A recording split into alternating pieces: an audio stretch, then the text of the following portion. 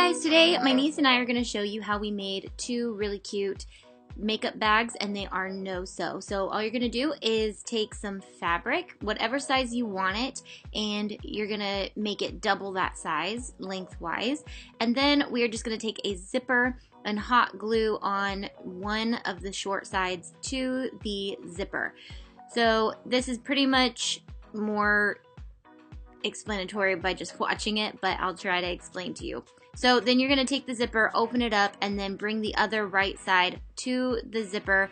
And the thing with hot glue is you always want to press firmly once you have glued it so that it seeps into all the fabrics. And if you've ever watched any of my no-sew projects, I always talk about how the fabric needs to be porous for this to work really well.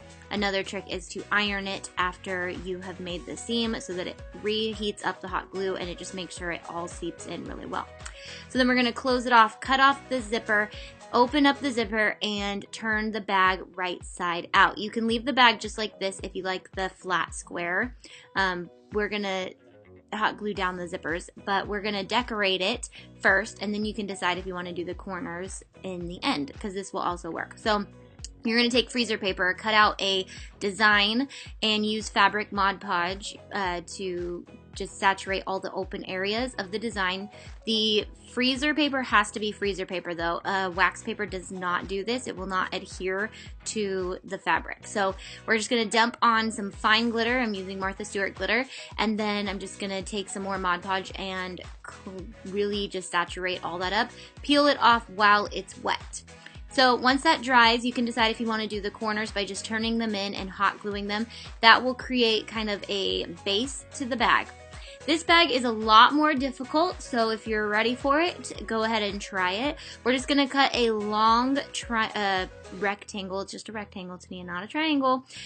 So we're going to just cut one of those, fold it in half, and then we're going to cut that in half. You can clip and tear, or you can just cut it in half. Then we're going to do the same exact thing we did with the other bag, but this piece is two different pieces because we're going to make a separate bottom to the bag. This is a slouchy, puckered, larger bag, so the bottom will fit a lot more stuff, and the top is kind of tighter. So once that's open, we're just going to do a little ironing and hot gluing those seams down so they don't come back up.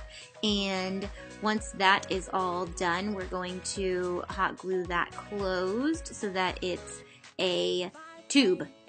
So just do the short sides. You don't want to do the bottom though, because we are going to create a bottom of the bag with a much larger piece of fabric.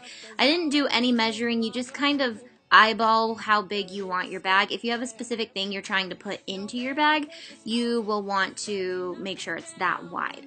So we're going to turn the top over, and the bottom is going to have to become the same size as the top, just on the top portion. So we're going to create these puckers by folding it over and putting a dab of hot glue in all the little creases.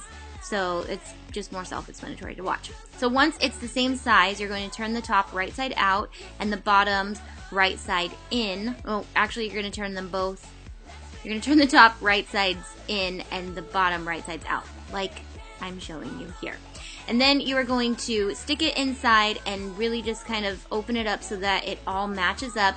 And we're going to tack the sides together with hot glue where the seams are. So you always match up the seams first, so that way you're working evenly all the way around. So on one side and then the other side, and then I like to do the four corners basically, and then lay it out and hot glue it all together with one seam and press firmly. This part, I'm not sure if I would iron it, but you could if you wanted to, but it might mess the puckers up. So then we're going to turn the corners in so that it's not so triangular, and pop some hot glue in there and press firmly so that stays closed, and then it becomes a very cute slouchy makeup bag, and it's that simple.